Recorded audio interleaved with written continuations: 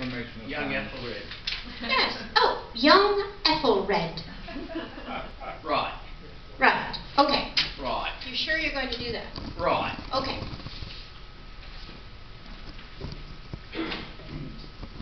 Short. Want a stool? Really short. This is going to be a short time.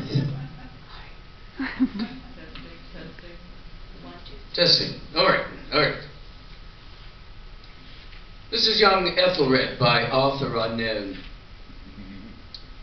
Young Ethelred was only 3, or somewhere thereabouts, when he began to show in divers ways the early stages of the craze for learning all the particulars of motorbikes and motor cars.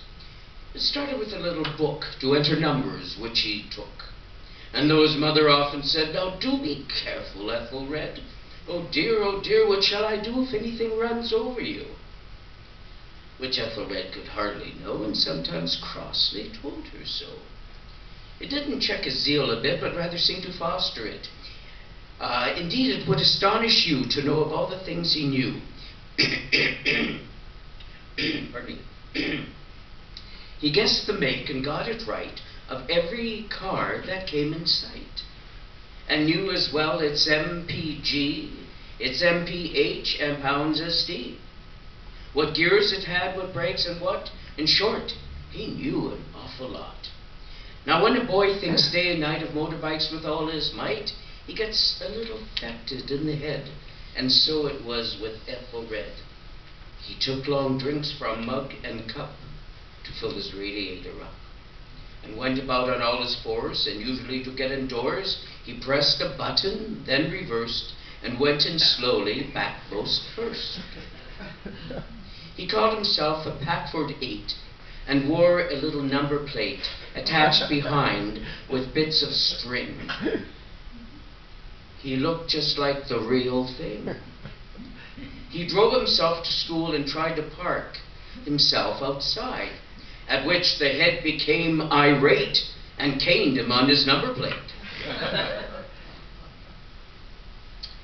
And then one day an oily smell hung round him, and he wasn't well. "That's odd," he said. "I wonder what has caused this rumbling pain I've got.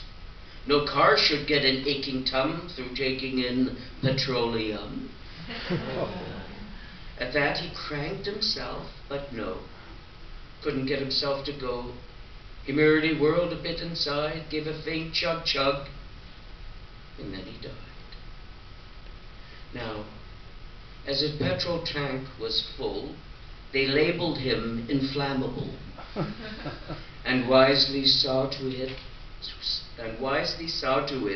that he was buried safely out at sea.